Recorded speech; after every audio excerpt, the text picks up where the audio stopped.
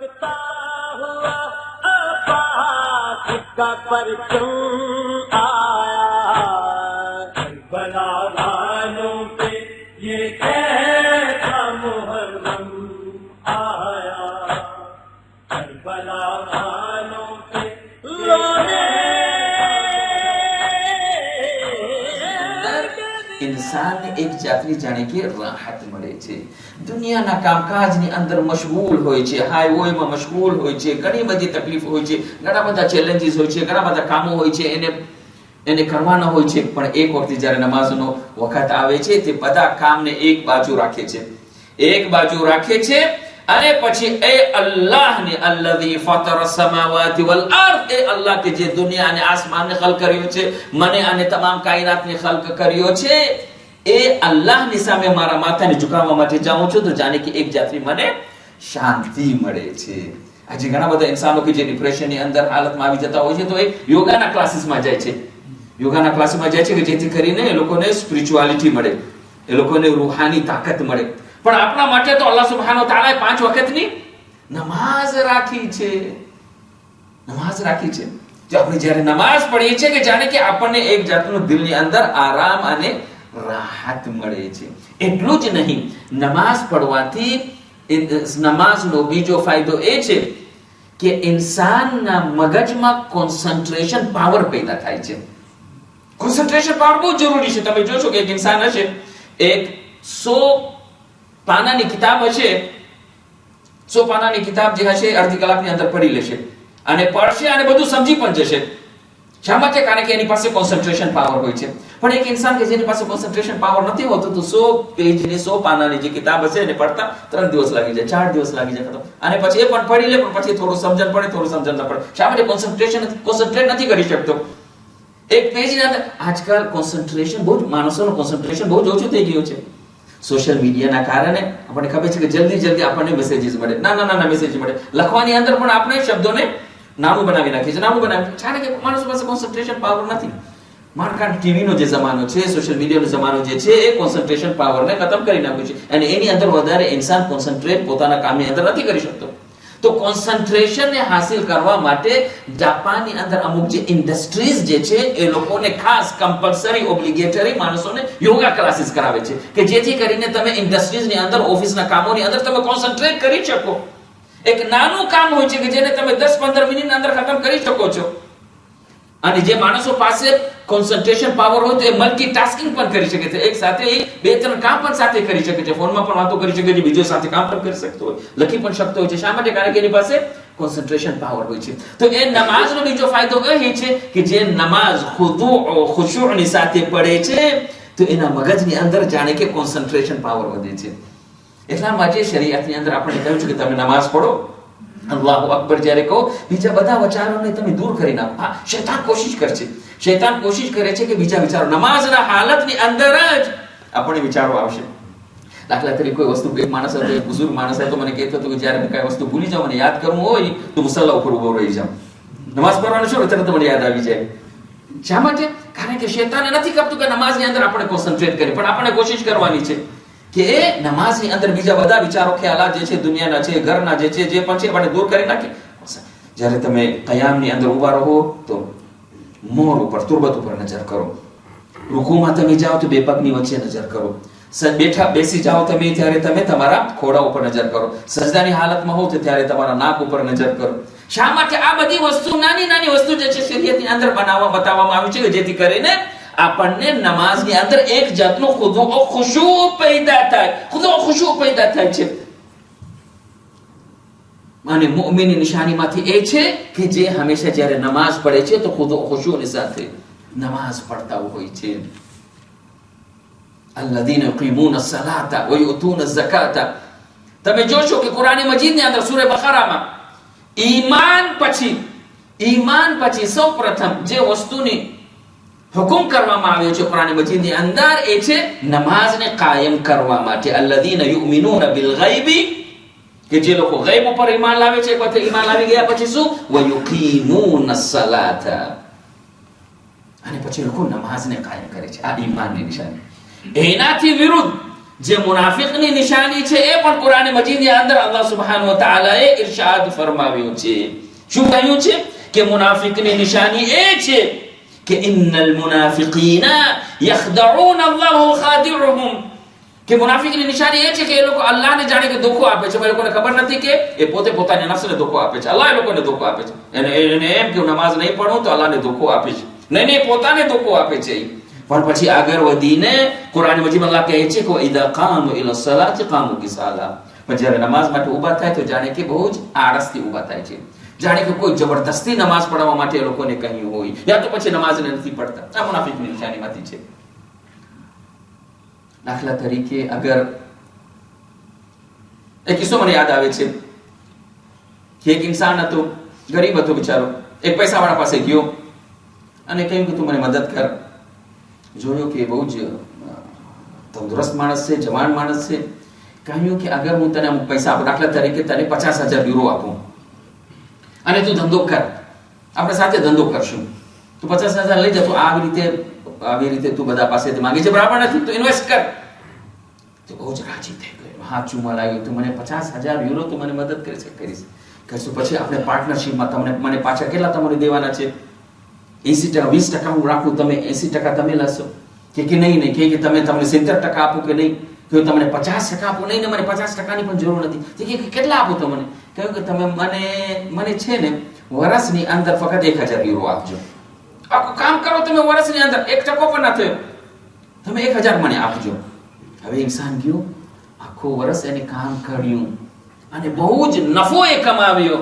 પણ એ નફા કમાવ્યા પછી જે 1,000 પણ એને 1,000 યુરો એને જે દેવાના હતા એ પણ નથી દીધું. હવે આવા ઇન્સાનને તમે શું કહેશો કે કેટલો નાલાયક ઇન્સાન છે કે આવીને આટલી મોટી મદદ કરી અને બિઝનેસની અંદર પાર્ટનરશિપ બનાવી, તો 1,000 ખાલી વર્ષની અંદર એને ભરવાના છે, એ પણ એ નથી ભરતો. એકદમ નાલાયક ઇન્સાન છે, નાશુક્ર ઇન્સાન છે. તો એનો તુલના તમે કરો કે અલ્લાહ સુબ્હાનહુ વ તઆલાએ આપણને દિવસની અંદર કેટલા કલાકો દીધા છે? 24 કલાક અર્પણ કરી છે. 24 કલાકને તમે મિનિટની અંદર બદલો અને એને મલ્ટીપ્લાય કરો 60 મિનિટથી, તો કેટલી મિનિટો થશે? અગર તમે જલ્દીથી મલ્ટીપ્લાય કરો તો તમને અલ્લાહ સુબ્હાનહુ વ તઆલાએ રોજના 1,440 મિનિટો આપી છે. 1,440 મિનિટ કે આજે અલ્લાહ સુબ્હાનહુ વ તઆલાએ અર્પણ કરી છે, એમાંથી ફક્ત તમે 17 મિનિટ 17 રકાત નમાઝ પઢવાની છે કે અલ્લાહ તાઆલાનો આપણે શુક્રિયા અદા કરીએ. 17 રકાત નમાઝ વાજિબ છે.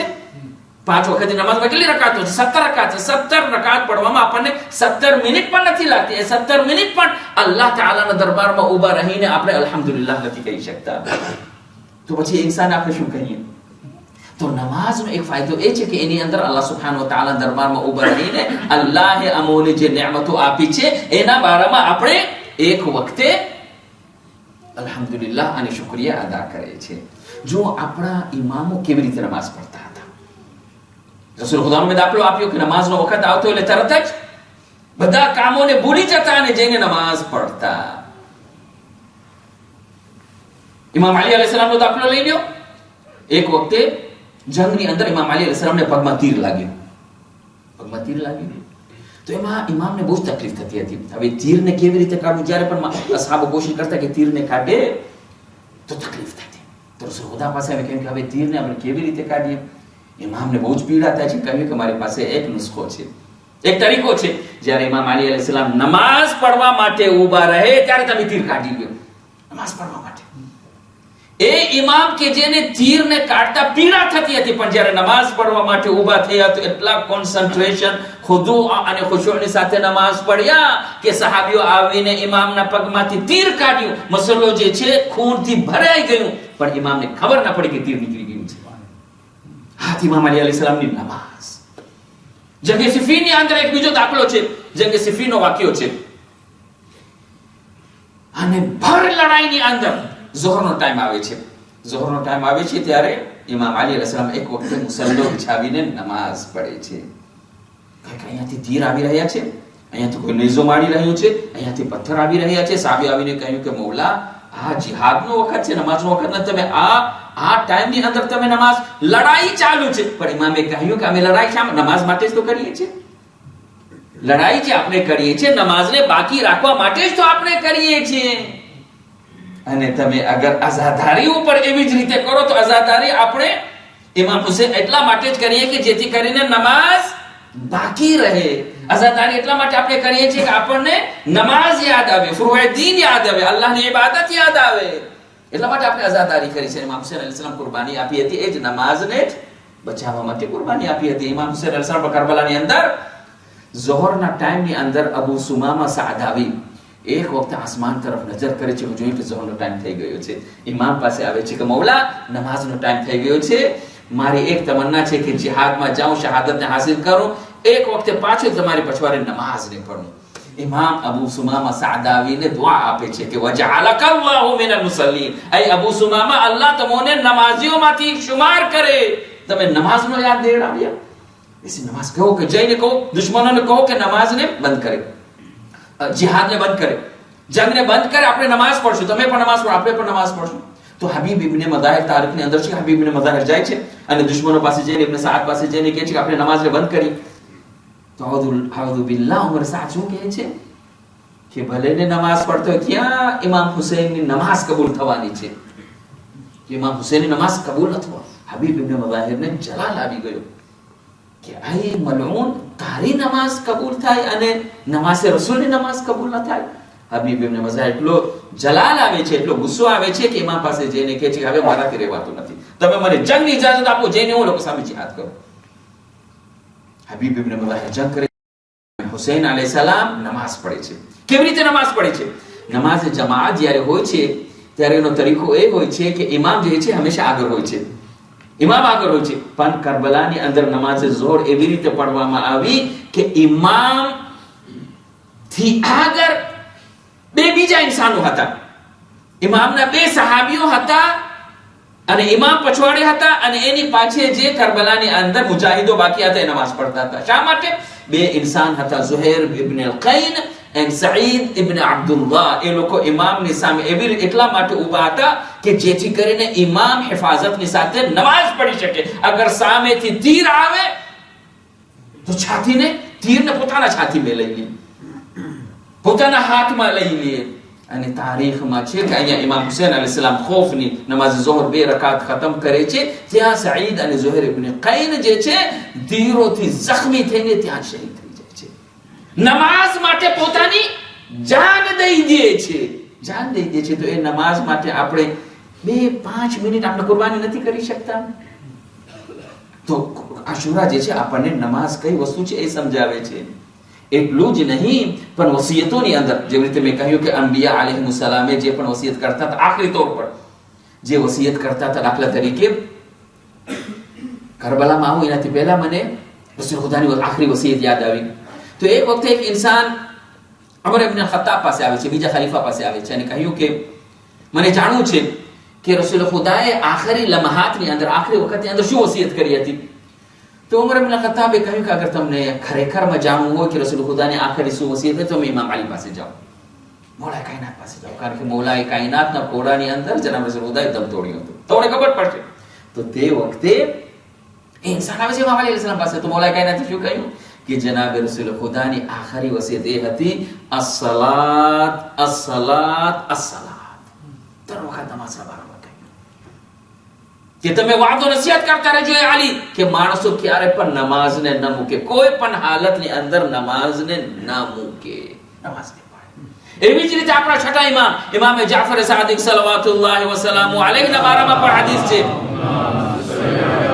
એક વખતે એક સહાબી ઇમામનો જે છે સફરમાં હોય છે, પાછું જ્યારે આવે છે ત્યારે એને ખબર પડે છે કે આપણા છઠ્ઠા ઇમામ જે છે શહીદ થઈ ગયા છે. તો જનાબે હમીદા પાસે આવે છે કે જે ઝૌજે ઇમામ હતા અને કહ્યું કે મને બહુ અફસોસ થાય છે, હું તમને તસલ્લી દેવા આવ્યો છું, તમને દિલાસો દેવા આવ્યો છું કે આપણા ઇમામ જે છે, આપણા મૌલા જે છે ચાલ્યા ગયા છે. તમે કહો કે ઇમામના આખરી શબ્દો શું હતા, ઇમામે આખરી શું વસિયત કરી હતી. કહ્યું કે ઇમામે જ્યારે એમના આખરી ઘડી હતી ત્યારે બધા બચ્ચાઓને, પોતાની ઝુરિયતને, પોતાની ઔલાદને, આલો આયાલને બોલાવીને લાંબી વસિયત કરી, પણ એમાં જે ખાસ ભલામણ કરી એ કહ્યું કે જે માણસ નમાઝને હલકી સમજે લા તનાલુ શફાઅતના, એ લોકોને અમારી શફાઅત નહીં મળે. જે નમાઝને હલકી સમજે એને અમારી શફાઅત નહીં મળે. આ ઇમામ જાફર સાદિક સર આપણાથી કેટલા ગુનાહ થઈ ગયા છે, આપણે ગુનેગાર ઇન્સાન છીએ, આપણને તો શફાઅતે અઈમા અલૈહિસ્સલામ ખપે છે, પણ અગર આપણી નમાઝ પણ હલકી હોય, નમાઝને પણ અગર અહમિયત ના દેતા હોઈએ તો પછી આપણી શું હાલત થશે? કુરાન મજીદની અંદર આયત છે કે એક વખતે એ માણસો કે જે જન્નતીઓ હતા, જન્નતની અંદર હતા, તો જન્નતની અંદર જોયું કે અમારી સાથે જે અમુક માણસો હતા એ માણસો હમણાં આપણી સાથે જન્નતમાં નથી, એ લોકોને જહન્નમની અંદર દાખલ કરવામાં આવ્યું છે, કારણ કે જન્નતની અંદર જે હશે એ લોકો જોઈ શકશે કે કોણને જહન્નમની અંદર નાખો.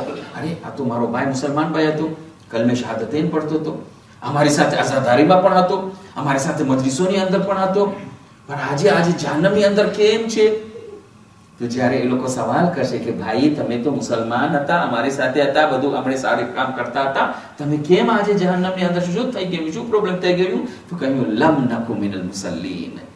કુરાન મજીદ આયે છે કે અમે નમાઝીઓમાંથી ન હતા, નમાઝ નહોતા પડતા, નમાઝને હલકી સમજતા હતા, એટલા માટે આજે આપણે જહન્નમીઓમાંથી થઈ ગયા છે. આવી કરબલાની અંદર આવે કે કરબલાની અંદર તમે જોશો કે ઇમામ હુસૈન અલૈહિસ્સલામ જ્યારે પોતાની બહેન જનાબે ઝૈનબને આખરી વસિયત કરે છે, જાય છે જંગ માટે, જાય છે જિહાદ માટે જાય છે, ત્યારે ઇમામ હુસૈન અલૈહિસ્સલામ નમાઝે શબને યાદ કરે છે, નમાઝે શબને યાદ કરે છે કે બહેન ઝૈનબ અમે સાથે હંમેશા ઊભા રહીને નમાઝે શબ પઢતા હતા, પણ હવે પછી આ જે શામે ગરીબા છે એની અંદર તમે એકલા હશો, પણ આઈ ઝૈનબ તમે નમાઝે શબ માટે ઊભા થાઓ ત્યારે તમારા ભાઈ હુસૈન જરૂર યાદ કરજો, હવે તમે એકલા નમાઝે શબ પડશો.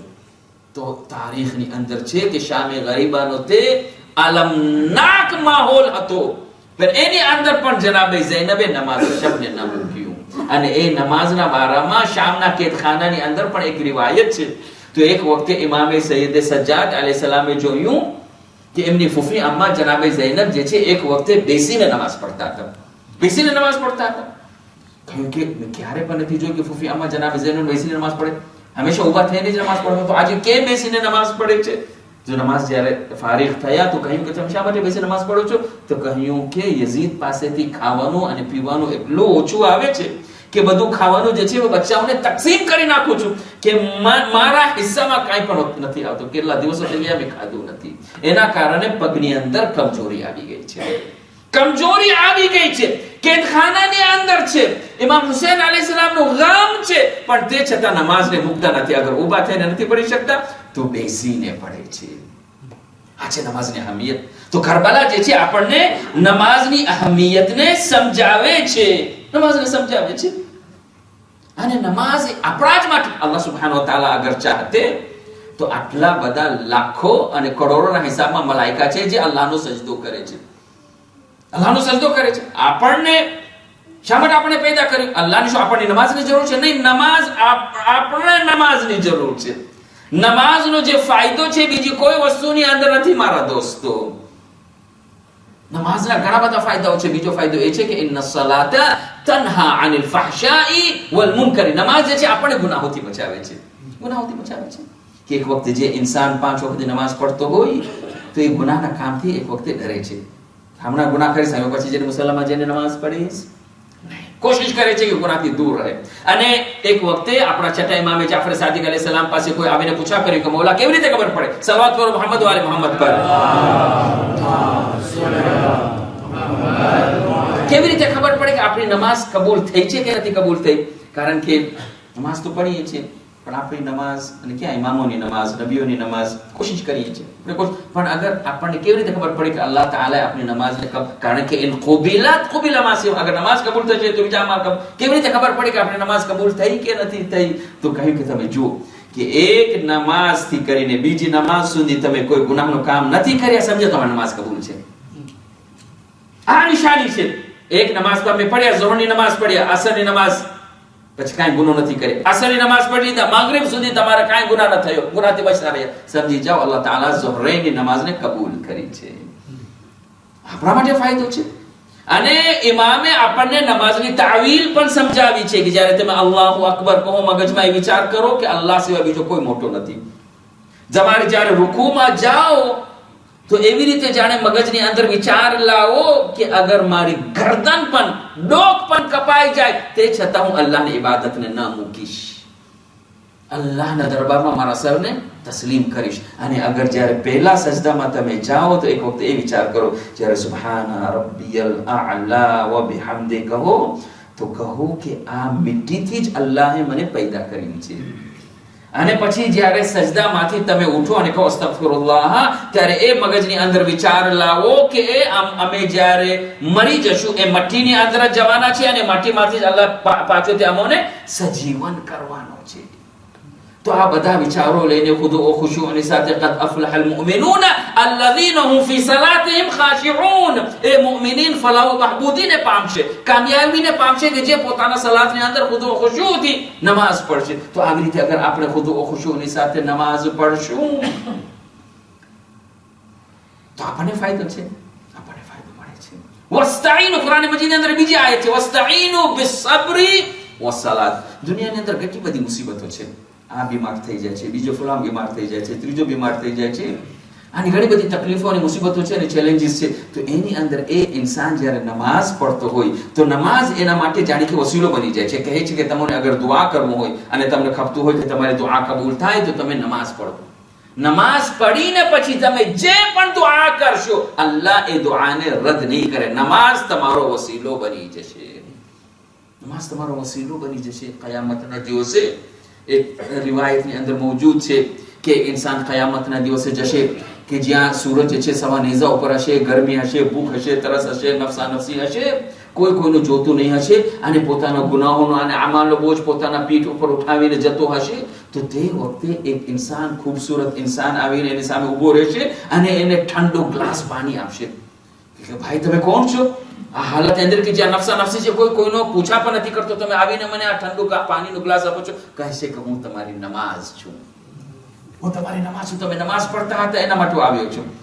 તમે એ પાણી, અને પછી એ પાણી પીશે તો દરેક જાતની મુસીબત અને પ્યાસ દૂર થઈ જશે અને જન્નતની અંદર તે દાખલ થઈ જશે. આપણે દુઆ કરીએ કે અલ્લાહ આપણને મુસલ્લીનમાંથી બનાવે. સલવાત પઢો મુહમ્મદ વ આલે મુહમ્મદ પર.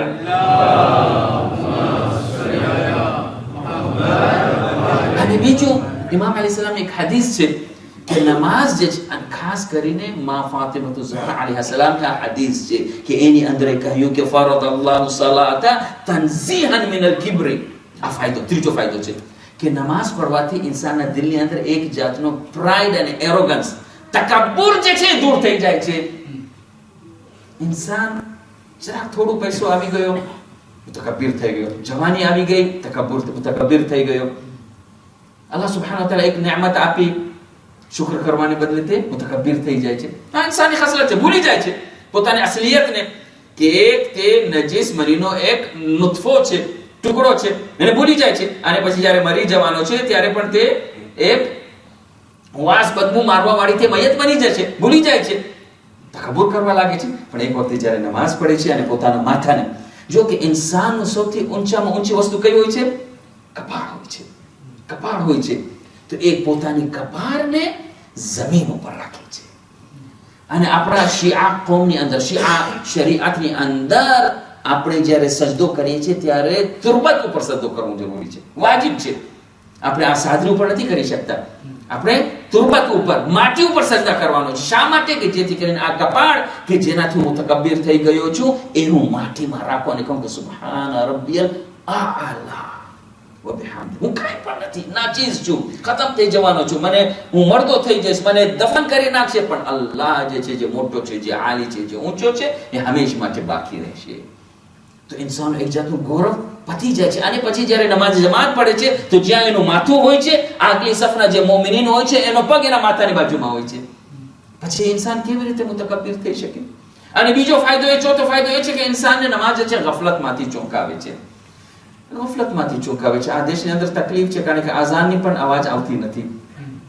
પણ અલ્હમ્દુલિલ્લાહ આજે આપણે જ્યારે મોબાઈલ ફોનને યુઝ કરીએ છીએ સોશિયલ મીડિયા વાસ્તે, તો શા માટે આપણે આઝાન ડાઉનલોડ નથી કરતા? ટાઈમ પર રાખી શકીએ છીએ. તો એ આઝાન આપણે મિનારો ઉપર નથી સાંભળી શકતા તો ફોનમાં તો સાંભળી શકીએ છીએ.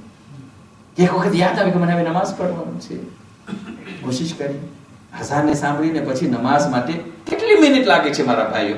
નમાઝને એક વખતે પઢી લઈએ પછી જો દિલની અંદર કેટલી શાંતિ પેદા થાય છે અને હદીસની અંદર મૌજૂદ છે કે જ્યારે तो गुजर जाते हैं आकर लेकिन बस हमेशा के लिए मौसम मासम आया खूं टपकता हुआ आकाश का परचम आया करबला